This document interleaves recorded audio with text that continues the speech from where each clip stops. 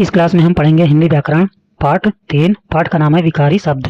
विकारी शब्द को अंग्रेजी में डिक्लाइनेबल वर्ड्स कहते हैं। तो शुरू करते हैं। सबसे पहले है संज्ञा। संज्ञा को अंग्रेजी में नाउन कहते हैं। तो संज्ञा के बारे में पढ़ेंगे। तो यहाँ पे संज्ञा का अर्थ होता है नाम, यानी किसी का नाम। विश्व में जितने भी व्यक्ति या वस्तुएं हैं उनका कोई ना कोई नाम अवश्य होता है, जिसे हम संज्ञा कहते हैं। आइए समझ में उदाहरण देखते हैं। जैसे पहला उदाहरण है जेबू निशा पुस्तक पढ़ती है। दूसरा उदाहरण है प्रीति गणित पढ़ेगी। तीसरा उदाहरण है विलियम शहर गया। यह कह रहा है उपयुक्त तीनों वाक्य में तीन व्यक्तियों के बारे में कुछ बातें कही गई हैं।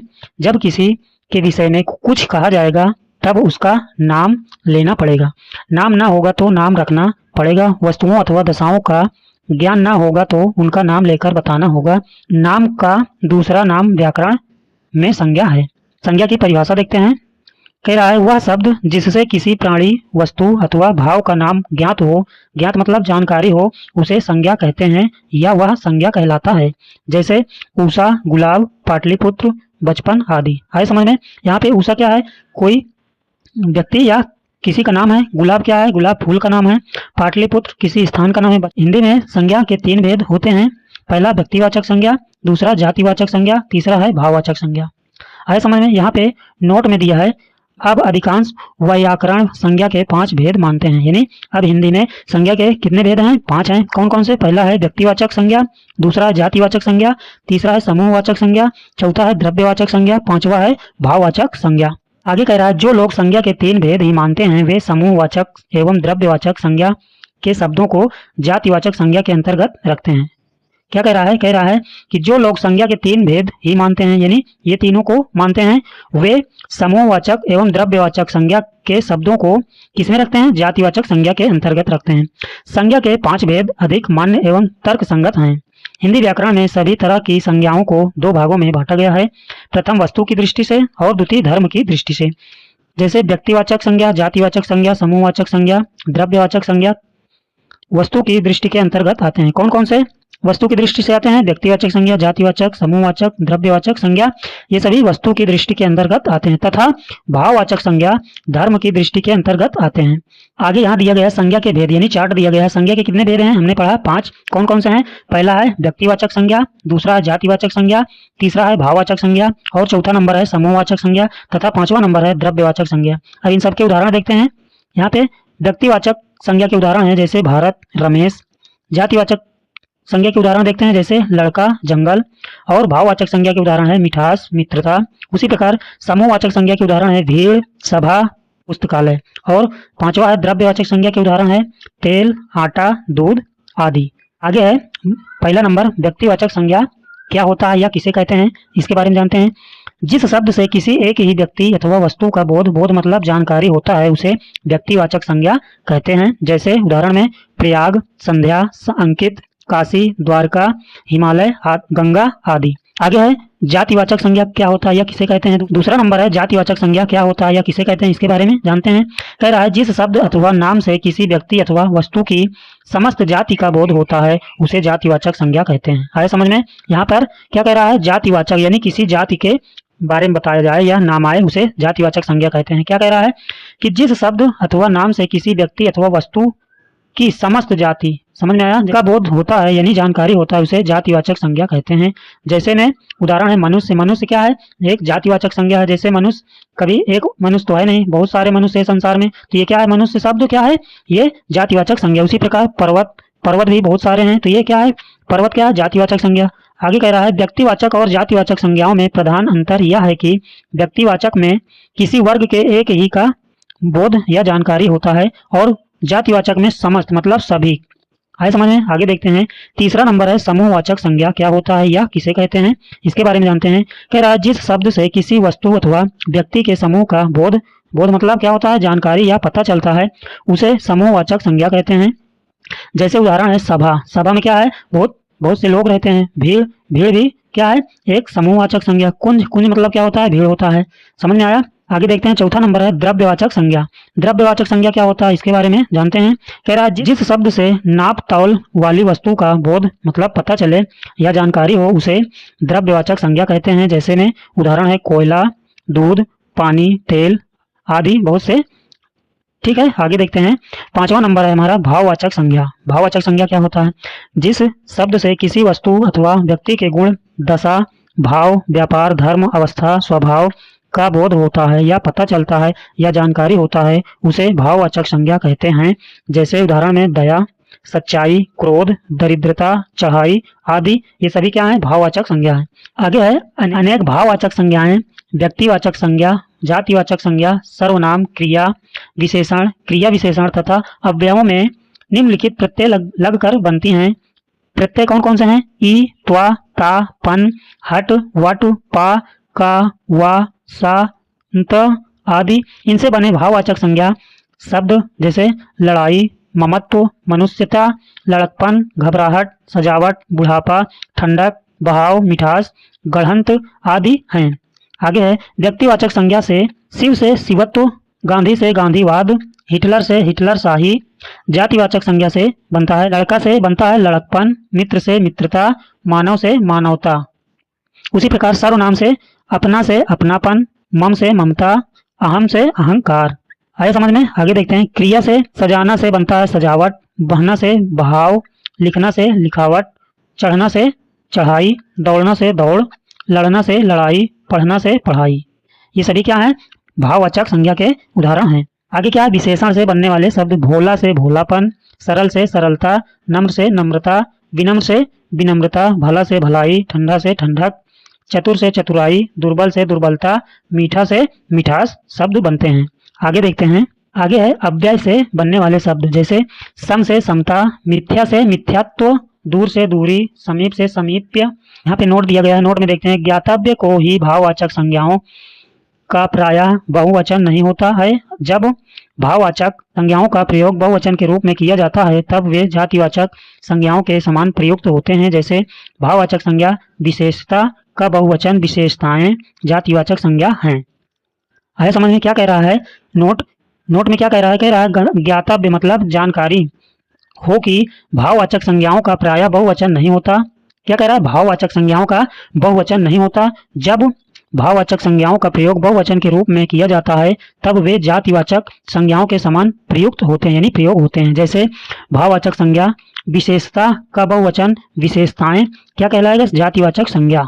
आगे कह रहा है कभी कभी जातिवाचक संज्ञाओं का प्रयोग व्यक्तिवाचक संज्ञा के रूप में होता है। जैसे देवी कहने से दुर्गा का, बापू कहने से महात्मा गांधी का बोध होता है। आए समझ में? यहाँ पर कह रहा है देवी कहने से दुर्गा का बोध होता है या और बापू कहने से महात्मा गांधी का बोध होता है। आए समझ में? आगे देखते हैं संज्ञा का पदान्वय क्या होता है। तो आगे है पद व्याख्या, पदान्वय, पद परिचय, पद निरुक्ति का अर्थ एक ही है। आगे है किसी शब्द का परिचय देना और वाक्य में उसका संबंध अन्य शब्दों के साथ बताना ही पदान्वय है। पदान्वय क्या होता है? कह रहा है किसी शब्द का परिचय देना और वाक्य में उसका संबंध अन्य शब्दों के साथ बताना ही पदान्वय है। संज्ञा के पदान्वय में भेद, लिंग, वचन, कारक और क्रिया के साथ उसका संबंध बताना चाहिए। जैसे निशीथ के भाई अंशु ने विश्वविद्यालय में एक पत्र लिखा। आया समझ में? अब पहला नंबर देखते हैं। यहाँ पे निशीथ के मतलब निशीथ क्या है? संज्ञा है। कौन सा संज्ञा है? व्यक्तिवाचक संज्ञा है। लिंग कौन सा है? पुल्लिंग है। वचन कौन सा है? एक वचन है। संबंध कौन सा कारक से है? संबंध कारक से है। क्रिया कर्ता से संबंध है। आया समझ में? भाई क्या है? भाई शब्द क्या है? संज्ञा है। कौन सा संज्ञा है? जातिवाचक संज्ञा है। ये कौन सा लिंग है? पुल्लिंग है। कौन सा वचन है? एक वचन है। कौन सा कर्ता है? कर्ता कारक है। लिखा क्या है? क्रिया है। क्रिया का कर्ता है। समझ में आया?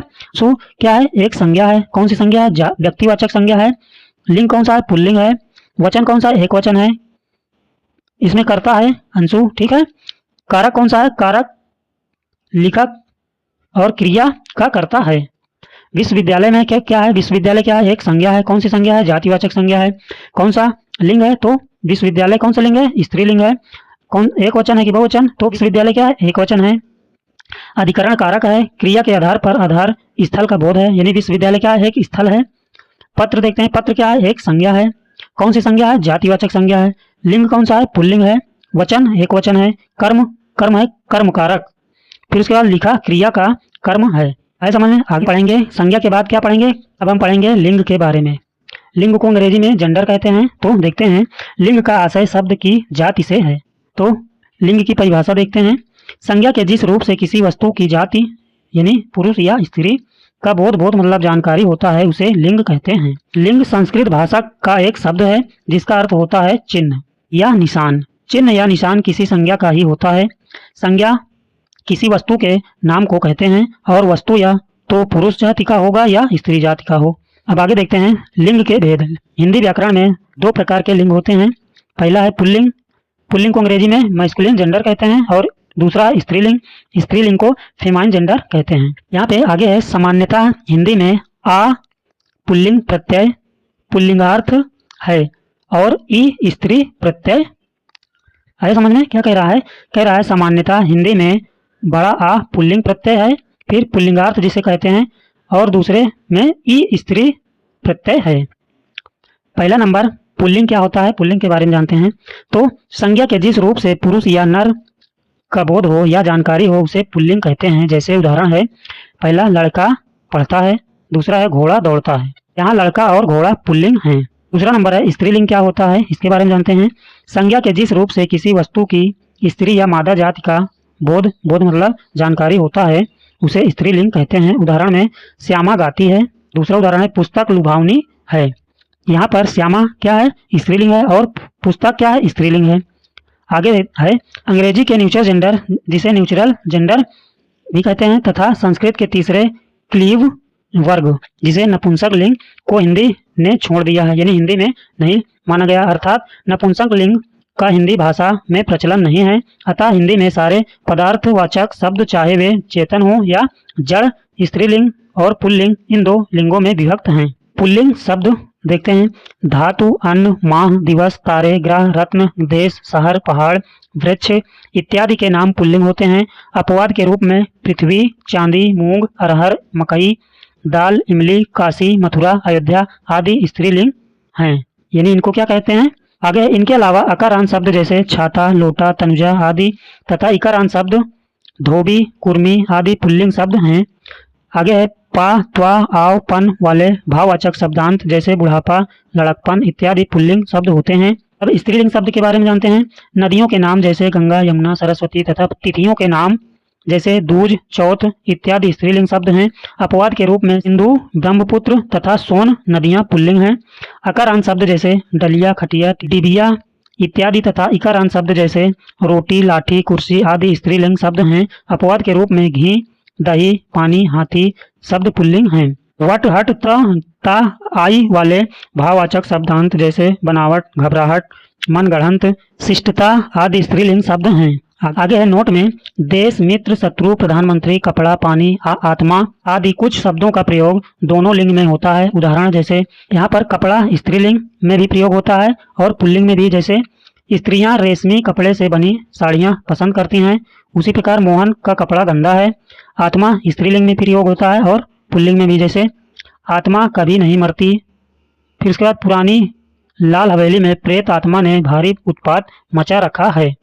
उसी प्रकार पानी पुल्लिंग में भी और स्त्रीलिंग में भी प्रयोग होता है। जैसे आज के ज़माने में पानी भी बिक रहा है।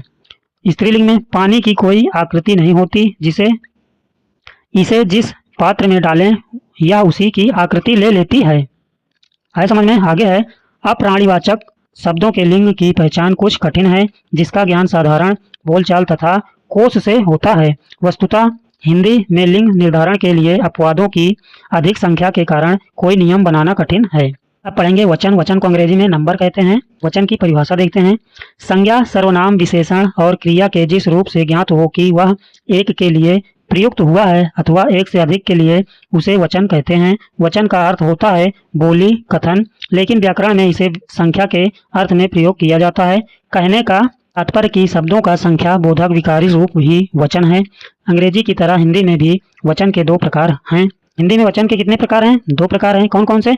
एक वचन तथा दूसरा बहुवचन। एक वचन को अंग्रेजी में क्या कहते हैं? Singular number. बहुवचन को प्लूरल नंबर कहते हैं। तो पहला है एक वचन क्या होता है, इसके बारे में जानते हैं। जिन शब्दों से संज्ञा अथवा सर्वनाम के केवल एक वस्तु का बोध होता है उसे एक वचन कहते हैं। जैसे लड़का खेलता है। दूसरा उदाहरण है गाय चर रही है। तीसरा उदाहरण है पुस्तक अच्छी है। और चौथा उदाहरण है व्यक्ति जा रहा है। यहाँ पर क्या है? एक वचन के लिए बताया जा रहा है। ठीक है, आगे है बहुवचन क्या होता है, इसके बारे में जानते हैं। जिन शब्दों से बहुत सी वस्तुओं का बोध होता है, बोध मतलब जानकारी होता है, उसे बहुवचन कहते हैं। जैसे उदाहरण है, लड़के खेलते हैं, तो यहाँ पर क्या है, लड़का था तो एक लड़का, यहाँ पर लड़के मतलब बहुत सारे लड़के। उसी प्रकार दूसरा उदाहरण, गाय चर रही हैं, तो यहाँ पर क्या है, यहाँ पर एक गाय की बात हो रही थी, यहाँ पे बहुत सारी गाय के बारे में बात हो रही। उसी प्रकार आगे उदाहरण है, पुस्तकें अच्छी हैं, यहाँ पर क्या है, पुस्तक, एक पुस्तक के बारे में बात होती थी, यहाँ पे बहुत सारे पुस्तक के बारे में बात हो रही है। उसी प्रकार कई व्यक्ति जा रहे हैं, यहाँ पर क्या था, एक व्यक्ति था, और यहाँ पर कई मतलब एक से अधिक व्यक्ति हैं। नोट दिया है, सामान्य अर्थ में व्यक्तिवाचक संज्ञा, द्रव्यवाचक संज्ञा, भाववाचक संज्ञा के बहुवचन नहीं होते हैं। जैसे राम का रामे, सोना का सोने, सुंदरता का सुंदरते आदि। आया समझ में क्या कह रहा है, कह रहा है सामान्य अर्थ में व्यक्तिवाचक संज्ञा, द्रव्यवाचक संज्ञा, भाववाचक संज्ञा के बहुवचन नहीं होते हैं। जैसे राम का रामे, सोना का सोने, सुंदरता का सुंदरते। तो यहाँ पर राम का रामे कभी नहीं हो सकता, सोना का सोने कभी नहीं हो सकता, सुंदरता का सुंदरते कभी नहीं हो सकता। आगे है एक वचन से बहुवचन बनाने के नियम। तो पहला नंबर है, अकारांत पुल्लिंग शब्दों के आ को ए करके बहुवचन बनाते हैं। जैसे घोड़ा का बहुवचन घोड़े, कौवा का कौवे, तोता का तोते, लड़का का लड़के, गधा का गधे, कपड़ा से कपड़े, बच्चा से बच्चे, पहिया से पहिए, करघा से करघे आदि बहुत सारे शब्द बनाए जाते हैं। दूसरा है अकारांत स्त्रीलिंग शब्दों के आ को ए करके बहुवचन बनाए जाते हैं। जैसे शाम का सामे, बहन का बहने, संतान का संताने, गाय का गायें, रात का रातें, आदत का आदतें, बात का बातें, भैंस से भैंसें, सड़क से सड़कें आदि। उसी प्रकार तीसरा नंबर, इकारांत स्त्रीलिंग शब्दों के ई को या लगाकर बहुवचन बनाते हैं। जैसे तिथि का तिथियां, पंक्ति का पंक्तियां, रीति का रीतियां, नीति का नीतियां, रिक्ति का रिक्तियां, विधि का विधियां। चौथा नंबर पर, इकारांत स्त्रीलिंग शब्दों के ई को इकारांत करके उनके अंत में या जोड़कर बहुवचन बनाते हैं। जैसे नदी का नदियां, बधाई का बधाइयां, सदी का सदियां, नारी का नारियां, लड़की का लड़कियां, घोड़ी का घोड़ियां। आए समझ में। यहाँ पर इकारांत स्त्रीलिंग शब्द के ई का मतलब क्या है, किसी शब्द के अंत में बड़ी ई की मात्रा। यहाँ पर क्या है, बड़ी ई है, देखो ये बड़ी है, तो किसी शब्द के अंतिम में बड़ी ई की मात्रा हो तो वहां पर क्या लगाते हैं, या, तो क्या कहलाएगा, एक वचन से बहुवचन बन जाएगा। आए समझ में। जैसे नदी का नदियां, देखिए यहाँ पे बड़ी की मात्रा है, तो ये नदी से क्या हो गया बहुवचन में, नदियां। फिर उसी प्रकार बधाई से बधाइयां, सदी से सदियां, फिर नारी से नारियां, लड़की से लड़कियां, घड़ी से घड़ियां। देखिए सभी में क्या है, बड़ी की मात्रा है लास्ट में, तो यहाँ पे आगे देखते हैं। पांचवा नंबर है, आकारांत स्त्रीलिंग शब्दों के या के अंत में केवल अनुसार लगाकर बहुवचन बनाते हैं। जैसे डिबिया से डिबियां, गुड़िया से गुड़ियां, लुटिया से लुटियां। दो नंबर है, आकारांत स्त्रीलिंग शब्दों के आ के अंत में ए लगाकर बहुवचन बनाते हैं। जैसे माता से माताएं, भुजा से भुजाएं, संस्था से संस्थाएं, वार्ता से वार्ताएं, कामना से कामनाएं, लता से लताएं, शाखा से शाखाएं, कथा से कथाएं, बाधा से बाधाएं आदि। सातवां नंबर है, स्त्रीलिंग संज्ञाओं के अंत में उ या उ हो तो उसे उ करके तथा ए कर या ओ जोड़कर बहुवचन बनाते हैं। आए समझ में। उदाहरण देखते हैं। जैसे वस्तु का क्या होगा बहुवचन, वस्तुएं या फिर वस्तुओं। उसी प्रकार बिंदु का क्या होगा बहुवचन, बिंदुएं या बिंदुओं। बहु का बहुएं या बहुओं, वधु का वधुएं या वधुओं।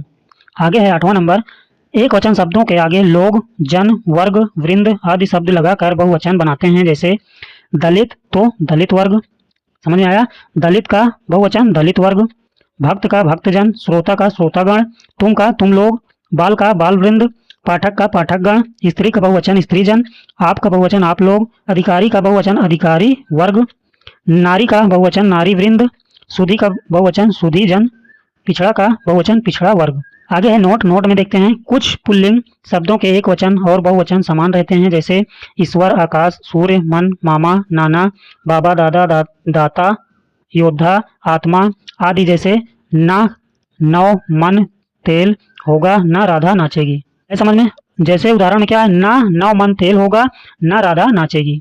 दूसरा नंबर है, प्राण, लोग, दर्शन, अक्षर, दाम, ओठ, आंसू, हस्ताक्षर, केस, बाल, प्रजा, होश, अक्षत, समाचार, दर्शक, भाग्य, रोम, अश्रु, आशीर्वाद इत्यादि शब्दों का प्रयोग हमेशा हिंदी में बहुवचन में होता है। जैसे प्राण एक वचन प्रयोग, जब तक प्राण है साथ निभाऊंगा। बहुवचन प्रयोग में उसके प्राण पखेरु उड़ गए। आए समझ में? तो यहाँ पर देखिए प्राण क्या है, एक वचन में भी एक ही वचन प्रयोग होगा और बहुवचन में भी एक ही वचन प्रयोग होगा। तीसरा नंबर है द्रव्यवाचक संज्ञाओं का प्रयोग एक वचन में होता है, किंतु यदि द्रव्य के भिन्न भिन्न यानी अलग अलग प्रकारों का बोध हो तो द्रव्यवाचक संज्ञा बहुवचन में प्रयुक्त होगी। जैसे सरसों, चमेली, तिल आदि के तेल अच्छे होते हैं। आए समझ में? उदाहरण में क्या कह रहा है कि सरसों, चमेली, तिल इत्यादि के तेल अच्छे होते हैं। उसी प्रकार चौथा नंबर है प्रत्येक तथा हर एक का प्रयोग सदा एक वचन में होता है। अब हम पढ़ेंगे कारक के बारे में। कारक को अंग्रेजी में केस कहते हैं। तो शुरू करते हैं। वाक्य में प्रयुक्त शब्द आपस में संबंध होते हैं। असंबंध होने का इनका अर्थ ही उलझ कर रह जाएगा अथवा वे निरर्थक हो जाएंगे। इसी सार्थकता को लाने के लिए संबंध को बतलाने का काम कारक करते हैं। जैसे रचना शैली देखती है, दूसरा शिल्पा शैली अलग हो गई, कविता लेखराज पुस्तक दी।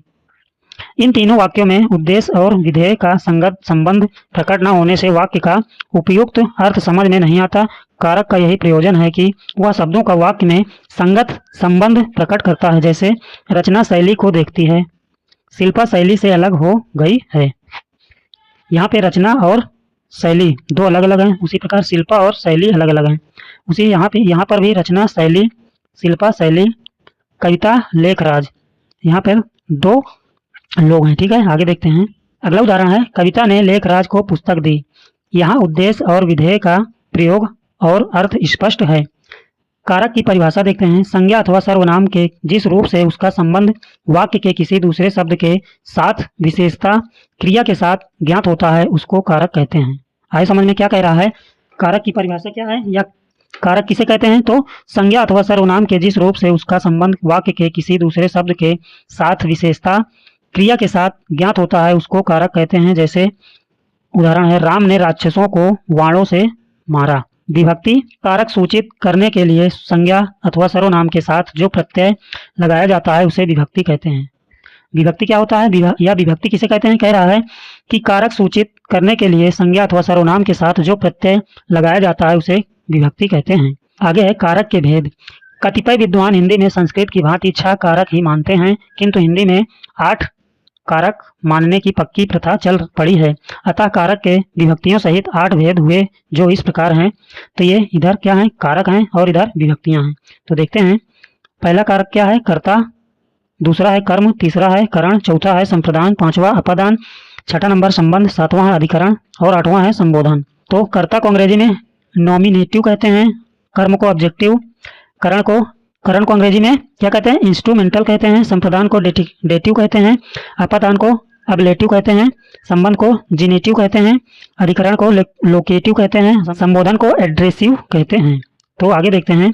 तो कर्ता का विभक्ति क्या है? ने, कर्म का विभक्ति को, करण का विभक्ति से द्वारा, संप्रदान का विभक्ति को के लिए, हेतु, निर्मित, वास्ते, अपादान का से पृथक मतलब अलग होने, संबंध का विभक्ति का, की, के, रा, री, रे, ना, नी, ने, अधिकरण का विभक्ति में, पय, पर, भीतर, संबोधन का विभक्ति क्या है? हे, हो, आजी, अरे, ए, अरे। आगे देखते हैं। आए समझ में आया? तो इस प्रकार ही समझ सकते हैं कि कर्ता का चिन्ह क्या है? ने, कर्म का चिन्ह को, करण का चिन्ह से द्वारा, संप्रदान का चिन्ह को के लिए, हेतु, निर्मित, वास्ते, अपादान का चिन्ह से मतलब पृथक मतलब किसी से अलग होना, संबंध का चिन्ह का, की, के, रा, री, रे, ना, नी, ने, अधिकरण का चिन्ह में, पय, पर, भीतर, संबोधन का चिन्ह हे, हो, अजी, अरे, ए। संबोधन का चिन्ह ऐसे होता है, नीचे बिंदी लगी रहती है। ठीक है, एक खड़ी लाइन होती है और नीचे उसके बिंदी लगी रहती है, वो संबोधन का चिन्ह है। आगे है कर्ता कारक क्या होता है या किसे कहते हैं? तो वाक्य में क्रिया के करने वाले को कर्ता का कारक कहते हैं। इसमें विभक्ति या इसका विभक्ति ने कभी कर्ता के साथ लगता है और कभी नहीं। जैसे उदाहरण अंशु ने भोजन किया, कमरुन निशा खेल रही है, तनु गाना गा रही है। अगला उदाहरण है तृप्ति कविता की रचना कर रही है। ऊपर के उदाहरणों में अंशु, कमरुन निशा, तनु और तृप्ति शब्द कर्ता कारक हैं, क्योंकि क्रिया के द्वारा जो कुछ कथन कहा गया है वह इन्हीं के विषय में है। दूसरा है कर्म कारक क्या होता है? संज्ञा तथा सर्वनाम के जिस रूप पर क्रिया का फल गिरता है उसे कर्म कारक कहते हैं। इसका विभक्ति या चिन्ह को शब्द के साथ कभी रहता है और कभी नहीं जैसे सीमा ने तनीषा को पीटा। अगला उदाहरण है विनय पुस्तक पढ़ रहा है। कर्ता की पहचान के लिए क्रिया के साथ कौन का प्रश्न और कर्म पहचान के लिए क्या अथवा किसको का प्रश्न करते हैं, जिससे कर्ता और कर्म सरलता से ज्ञात हो जाते हैं। आगे समझ में, यहाँ पर कह रहा है कर्ता की पहचान के लिए प्रश्न करने पर कौन लगाकर प्रश्न करने पर क्या आता है, कर्ता की पहचान होता है, और कर्म की पहचान करने के लिए क्या अथवा किसको प्रश्न करने पर कर्ता कर्म का पहचान होता है। जैसे यहाँ पे अंशु ने भोजन किया, ठीक है, तो यहाँ पर इसमें कर्ता की पहचान करने के लिए इसमें कौन शब्द लगाकर प्रश्न किया जाए तो कर्ता पता चल जाएगा। जैसे अंशु ने भोजन किया, तो कर्ता की पहचान के लिए प्रश्न करना है कौन भोजन किया, तो उत्तर मिलेगा अंशु ने भोजन किया, तो अंशु क्या है, कर्ता है। उसी प्रकार कमरुन निशा खेल रही है, तो प्रश्न करने पर कौन खेल रही है, तो कमरुन निशा खेल रही, तो कमरुन निशा क्या है, कर्ता है। उसी प्रकार तनु गाना गा रही है, तो इसमें कौन गाना गा रही है, तो उत्तर मिलेगा तनु गाना गा रही है। उसी प्रकार तृप्ति कविता की रचना कर रही है, तो कौन कविता की रचना कर रही है, तो तृप्ति। उसी प्रकार कर्म की पहचान के लिए यहाँ पर सीमा ने तनीषा को पीटा, तो इसमें कर्म का पता करने के लिए क्या अथवा किसको शब्द लगाकर प्रश्न करने पर कर्म की पहचान हो जाएगी। जैसे सीमा ने तनीषा को पीटा, तो प्रश्न क्या होगा, सीमा ने किसको पीटा, तो उत्तर मिलेगा सीमा ने तनीषा को पीटा, तो तनीषा क्या है, कर्म। उसी प्रकार विनय पुस्तक पढ़ रहा है, तो विनय क्या पढ़ रहा है, यहाँ पर पुस्तक प्रश्न करने पर विनय क्या पढ़ रहा है, तो विनय पुस्तक पढ़ रहा है, तो पुस्तक क्या है, कर्म है। आए समझ में। अगला है करण कारक क्या होता है, इसके बारे में जानते हैं। जिस साधन से अथवा जिसके द्वारा क्रिया पूरी की जाती है उस संज्ञा को करण कारक कहते हैं, जिसका विभक्ति से अथवा द्वारा है। जैसे अर्पा ने अर्पिता को डंडे से मारा। दूसरा उदाहरण है स्नेहा लेखनी से लिखती है। ऊपर के उदाहरणों में मारने का डंडे से तथा लिखने का कार्य लेखनी से किया गया है, अतः डंडे से तथा लेखनी से करण कारक हुए। नोट देखते हैं, कई स्थानों पर विभक्ति से अथवा द्वारा छुपे भी रहते हैं। जैसे न आंखों देखा न कानों सुना। दूसरा नंबर नोट है, हिंदी में कुछ संस्कृत के करण कारक के पद ज्यों के त्यों प्रयुक्त होते हैं। जैसे उदाहरण क्या है, वह अपने मकसद में येन केन प्रकारेण सफल हो गया। अगला नंबर है संप्रदान कारक क्या होता है, इसके बारे में जानते हैं। जिसके लिए कोई क्रिया की जाती है उसे संप्रदान कारक कहते हैं। इसमें कर्म कारक का विभक्ति या चिन्ह को भी प्रयुक्त होता है, किंतु इसका अर्थ के लिए होता है। जैसे सुरभि भाई के लिए मिष्ठान लाती है। दूसरा उदाहरण बच्चे को गेंद खरीद दो। नोट यहाँ पे है, अधिकांशता के लिए के निमित्त इत्यादि शब्दों के प्रयोग से भी संप्रदान का अर्थ होता है। आगे है पांचवा अपादान कारक क्या होता है। जिस संज्ञा अथवा सर्वनाम से किसी वस्तु का अलग होना ज्ञात हो या जानकारी हो उसे अपादान कारक कहते हैं। करण कारक की भांति इसका भी विभक्ति यानी चिन्ह से है, किंतु करण में इसका अर्थ सहायता होता है और अपादान में अलग होना होता है। जैसे उदाहरण है वृक्ष से पत्ता गिरा, सवार घोड़े से गिरा, रेलगाड़ी प्लेटफॉर्म से जा चुकी है। तो यहाँ पर क्या है, कोई चीज किसी चीज से अलग हो रही है। तो यहाँ वृक्ष से पत्ता गिरा मतलब वृक्ष से पत्ता अलग हो रहा है। सवार घोड़े से गिरा यानी घोड़े से गिर रहा है यानी उससे अलग हो रहा है। उसी प्रकार रेलगाड़ी प्लेटफॉर्म से जा चुकी यानी रेलगाड़ी क्या है, प्लेटफॉर्म से अलग हो गई। 8 नंबर है संबंध कारक क्या होता है। संज्ञा अथवा सर्वनाम के जिस रूप से उसका दूसरे शब्दों के साथ संबंध प्रकट होता है उसे संबंध कारक कहते हैं। संबंध कारक किसी क्रिया के साथ संबंध न बतलाकर संज्ञा अथवा सर्वनाम शब्दों से ही संबंध प्रकट करता है। इसके विभक्ति से बने शब्द इस प्रकार हैं, मेरा, मेरी, मेरे, अपना, अपनी, अपने, उनका, उनकी, उनके। जैसे उदाहरण है मेरी घड़ी खो गई, मैंने अपनी पुस्तक लिखी। है समझ में। आगे देखते हैं 7वां नंबर है अधिकरण कारक। संज्ञा के जिस रूप से क्रिया के आधार का बोध हो उसे अधिकरण यानी आधार, अधिकरण का मतलब क्या होता है, आधार कारक कहते हैं। जैसे उदाहरण है मेज पर पुस्तक रखी है। दूसरा है मैं चंद मिनट में आ रहा हूँ। अगला नंबर है 8वां नंबर है संबोधन कारक क्या होता है। तो जिस शब्द से किसी को पुकारने का बोध हो उसे संबोधन कारक कहते हैं। संस्कृत में इसे कर्ता से अलग नहीं मानते, किंतु किन्हीं में पृथक मतलब अलग कारक, पृथक कारक मान लिया गया है। कह रहा है किंतु हिंदी में इसे पृथक कारक मान लिया गया है। जैसे पहला उदाहरण है विभु इधर आओ। दूसरा उदाहरण है हे प्रभु उसके ऊपर कृपा करना। है समझ में। आगे है अब है सर्वनाम सर्वनाम को अंग्रेजी में प्रोनाउन कहते हैं, तो इसके बारे में पढ़ते हैं। तो सर्वनाम की परिभाषा या सर्वनाम क्या होता है इसके बारे में जानते हैं। वाक्यों में एक बार संज्ञा का प्रयोग करते हैं तथा उसी संज्ञा के प्रयोग की आवश्यकता होने पर भी बाद के वाक्यों में उसका प्रयोग नहीं करते।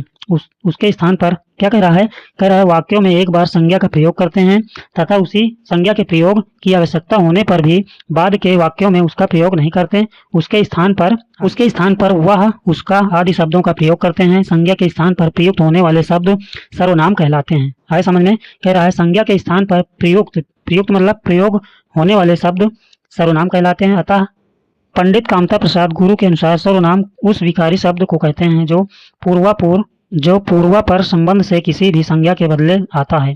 पहला नंबर, जिस शब्द का प्रयोग संज्ञा के बदले होता है उसे सर्वनाम कहते हैं। दूसरा है, नाम के स्थान पर आने वाले शब्दों को ही सर्वनाम कहते हैं। तीसरा नंबर पर, जो विकारी शब्द प्रसंग के अनुसार किसी संज्ञा के स्थान पर प्रयोग किए जाएं उन्हें सर्वनाम कहते हैं। जैसे तृष्णा ने कहा कि मैं मिठाई लूंगी, तो यहाँ पे तृष्णा ने क्या कहा, मैं की जगह मैं कौन है, यही है तृष्णा, मिठाई। उसी प्रकार आगे है, सालू ने संध्या से कहा कि क्या वह नहीं पढ़ेगी। किससे कहा, वह मतलब संध्या से। यहाँ मैं और वह सर्वनाम है। सर्वनाम के भेद, सर्वनाम के 6 भेद हैं। कौन कौन से, पहला है पुरुषवाचक सर्वनाम, दूसरा निश्चयवाचक सर्वनाम, तीसरा अनिश्चयवाचक सर्वनाम, चौथा है संबंधवाचक सर्वनाम, पांचवा है प्रश्नवाचक सर्वनाम, छठा नंबर है निजवाचक सर्वनाम। प्रयोगानुसार सर्वनाम के 6 भेद तथा 3 उपभेद हैं जो इस प्रकार हैं। यहाँ पर क्या कह रहा है, प्रयोगानुसार मतलब प्रयोग के अनुसार सर्वनाम के 6 भेद, यानी सर्वनाम 6 प्रकार के हैं तथा इनके 3 उपभेद हैं जो इस प्रकार है। तो यहाँ सर्वनाम के भेद दिए गए हैं। सर्वनाम कितने हैं, 6 हैं। पहला पुरुषवाचक सर्वनाम, दूसरा निश्चयवाचक सर्वनाम, तीसरा अनिश्चयवाचक सर्वनाम, चौथा संबंधवाचक सर्वनाम, पांचवा है प्रश्नवाचक सर्वनाम, छठा नंबर है निजवाचक सर्वनाम। और पुरुषवाचक के 3 प्रकार हैं, ठीक है। कौन कौन से, उत्तम पुरुष, दूसरा है मध्यम पुरुष तथा तीसरा है अन्य पुरुष। अब क्रम से इन सब के बारे में पढ़ते हैं। तो पहला नंबर है पुरुषवाचक सर्वनाम किसे कहते हैं या क्या होता है। तो जो सर्वनाम किसी पुरुष यानी स्त्री या पुरुष के लिए प्रयोग में आता है उसे पुरुषवाचक सर्वनाम कहते हैं। जैसे मैं, तुम, वह आदि। पहला नंबर, पुरुष 3 प्रकार के होते हैं, उत्तम पुरुष यानी एकल पुरुष, मध्यम पुरुष और अन्य पुरुष। तो इनके बारे में जानते हैं। उत्तम पुरुष क्या होता है या किसे कहते हैं, तो बात कहने वाले यानी वक्ता को उत्तम पुरुष कहते हैं। जैसे मैं, हम। दूसरा है मध्यम पुरुष किसे कहते हैं या क्या होता है, जिससे बात कही जाए यानी श्रोता, वह मध्यम पुरुष होता है। जैसे तू, तुम, आप। तीसरा है अन्य पुरुष, जिसके मतलब श्रोता और वक्ता को छोड़कर जिसके संबंध में बात कही गई हो वह अन्य पुरुष है। जैसे वह, वे। यहाँ पर समझो उत्तम पुरुष और मध्यम पुरुष तथा अन्य पुरुष क्या होते हैं। मान लो ये पहला व्यक्ति और ये दूसरा व्यक्ति। जब पहला व्यक्ति दूसरे व्यक्ति से कुछ बात करता है, ठीक है, तो ये क्या कहलाएगा, पहला व्यक्ति दूसरे व्यक्ति से कुछ बोलता है तो ये क्या कहलाएगा, उत्तम पुरुष। और जो सुनता है दूसरा व्यक्ति वो क्या कहलाएगा, मध्यम पुरुष। और जो व्यक्ति जो कहता है किसी तीसरे पुरुष के लिए बारे में तो उसे कहते हैं अन्य पुरुष। है समझ में। 2 व्यक्ति आपस में बात करते हैं किसी तीसरे के बारे में, तो जो कहेगा वो क्या कहलाएगा, उत्तम पुरुष। जो सुनेगा वो मध्यम पुरुष। जिसके बारे में बात कहा गया वो कहलाएगा अन्य पुरुष। आगे देखते हैं। बहुवचन के लिए हम, आप, वे के साथ लोग शब्द लगा दिया जाता है। जैसे उदाहरण, हम लोग अभी स्कूल आए हैं, तुम लोग कहाँ थे, आप लोग भोजन कीजिए, वे लोग चले गए। आगे देखते हैं। यहाँ उदाहरण के रूप में एक वाक्य दिया जा रहा है जिससे तीनों यानी उत्तम पुरुष, मध्यम पुरुष तथा अन्य पुरुष का प्रयोग स्पष्ट हो जाएगा। उदाहरण, मैं मतलब उत्तम पुरुष, आप मतलब मध्यम पुरुष को यह बताना चाह रहा हूँ कि वे मतलब अन्य पुरुष, कोई तीसरा, लड़के जो वहाँ एकत्रित हैं वे मतलब अन्य पुरुष अच्छे चरित्र के नहीं हैं। अब दूसरा है निश्चयवाचक सर्वनाम किसे कहते हैं या क्या होता है, इसके बारे में जानते हैं। जिस सर्वनाम से किसी वस्तु का निश्चित बोध मतलब जानकारी होता है वह निश्चयवाचक सर्वनाम होता है। जैसे उदाहरण है, यह सर्प है, वह अच्छी पुस्तक है, तो ये क्या है, निश्चय सर्वनाम है। आगे है अनिश्चयवाचक सर्वनाम क्या होता है। जिस सर्वनाम से किसी वस्तु का निश्चित बोध मतलब जानकारी नहीं होता उसे अनिश्चयवाचक सर्वनाम कहते हैं। जैसे किसी को बुलाओ, क्या है, कह रहा है उदाहरण, किसी को बुलाओ। दूसरा है घी में कुछ मिला है, तो यहाँ पे क्या है, कुछ निश्चित नहीं यानी अनिश्चित है, तो ये अनिश्चयवाचक सर्वनाम है। अगला है संबंधवाचक सर्वनाम क्या होता है? तो जिस सर्वनाम से दो वस्तुओं अथवा व्यक्तियों का पारस्परिक संबंध प्रकट होता है उसे संबंधवाचक सर्वनाम कहते हैं। जैसे वह लड़का जो कल आया था पढ़ने में तेज है। आया समझ में? संबंध सर्वनाम क्या है? जिस सर्वनाम से दो वस्तुओं अथवा व्यक्तियों का पारस्परिक संबंध प्रकट होता है उसे संबंधवाचक सर्वनाम कहते हैं। जैसे वह लड़का जो कल आया था पढ़ने में तेज है। दूसरा उदाहरण, जो बोओगे सो काटोगे। तीसरा उदाहरण, जो तुम चाहो करो। अगला सर्वनाम है पांचवा, प्रश्नवाचक सर्वनाम किसे कहते हैं? तो जिस सर्वनाम से प्रश्न का बोध होता है उसे प्रश्नवाचक सर्वनाम कहते हैं। जैसे तुम कैसे आए, यहाँ कौन है जो मुझे नहीं जानता, वह कहाँ जा रहा है, वह क्या चाहता है। आगे है निजवाचक सर्वनाम। छठा नंबर है निजवाचक सर्वनाम। जिस सर्वनाम से कर्ता का बोध यानी जानकारी होता है वह निजवाचक सर्वनाम होता है। निजवाचक सर्वनाम क्या है? जिस सर्वनाम से कर्ता का बोध मतलब जानकारी होता है वह निजवाचक सर्वनाम होता है। जैसे आप जैसा समझें करें, यह आपका ही हो गया है। अगला है उन्होंने मुझे रहने को कहा और आप चलते बने। आगे है सर्वनाम का रूपांतर यानी एक रूप से दूसरे रूप में बदलना। सर्वनाम का रूपांतर पुरुष, वचन और कारक की दृष्टि से होता है। लिंग, सर्वनाम चाहे किसी भी लिंग के लिए प्रयुक्त या प्रयोग हो उसका रूप हमेशा एक ही होता है। इसमें लिंग भेद के कारण रूपांतर नहीं होता। रूपांतर मतलब अपना एक रूप से दूसरे रूप में बदलना। रूपांतर का मतलब क्या होता है? एक रूप से दूसरे रूप में बदलना। जैसे उदाहरण है वह गाता है, तो यह क्या है? वह गाती है। यहाँ पर क्या है? बदल गया। तुम खाते हो, तुम खाती हो। यहाँ पर समझ में आया? गाता से गाती बदल गया, खाते से खाती बदल गया। वचन में देखते हैं, संज्ञा के समान सर्वनाम के भी दो वचन होते हैं, एक वचन, बहुवचन।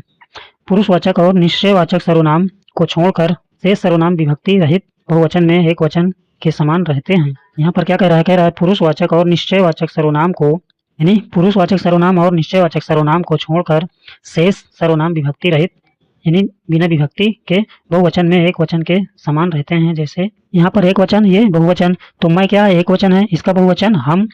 वह क्या है? एक वचन है, इसका बहुवचन वे। उसी प्रकार तू क्या है? तू क्या है? एक वचन है और तुम बहुवचन है। यह क्या है? एक वचन है और ये बहुवचन है। आगे है कारक। कारक के बारे में जानते हैं। सर्वनाम में केवल 7 कारक होते हैं पर इसमें संबोधन कारक नहीं होता क्योंकि पुकारने में संज्ञा का ही प्रयोग होता है। कारकों की विभक्तियों के साथ सर्वनाम के रूप बदल जाते हैं। जैसा कि आगे पृष्ठ पर सर्वनाम रूप अनेक तालिका में दर्शाया गया है। देखते हैं सर्वनाम का पदन्वय। सर्वनाम के पदन्वय में भेद पुरुष यानी केवल पुरुषवाचक सर्वनाम में लिंग, वचन, कारक और अन्य शब्दों के साथ संबंध बताना चाहिए। जैसे वह किसी का कहना नहीं मानता। यहाँ पर वह पुरुषवाचक सर्वनाम, अन्य पुरुष। इस वाक्य में क्या है? वह क्या है? पुरुषवाचक सर्वनाम है, अन्य पुरुष है, पुल्लिंग है। लिंग कौन सा है? पुल्लिंग है। वचन एक वचन है, कर्ता कारक है और मानता क्रिया का कर्ता है। इसी शब्द क्या है? निश्चयवाचक सर्वनाम। लिंग है, पुल्लिंग, वचन एक वचन है, संबंध कारक है, कहना के साथ संबंध है। कौन अपना आदर नहीं चाहता? तो कौन शब्द क्या है? यहाँ पे प्रश्नवाचक सर्वनाम है। लिंग कौन सा है? पुल्लिंग है। वचन कौन सा? एक वचन है। अपना शब्द निजवाचक है। यह वही पुस्तक है जिसे मेहरुन्निसा ने कल पढ़ा था। तो यह शब्द क्या है? इस उदाहरण में निश्चयवाचक सर्वनाम है। कौन सा लिंग है? स्त्रीलिंग है, एक वचन है। यहाँ पे कर्ता कारक है। कारक कौन सा है? कर्ता कारक है क्रिया का कर्ता है। जिसे शब्द संबंध वाचक सर्वनाम है, लिंग है स्त्रीलिंग, वचन एक वचन है, कारक कौन सा है? कर्म कारक है, पढ़ा था क्रिया है, क्रिया का कर्म है। आगे देखते हैं सर्वनाम के प्रकार संबंधी निर्देश। पहला है निर्देश।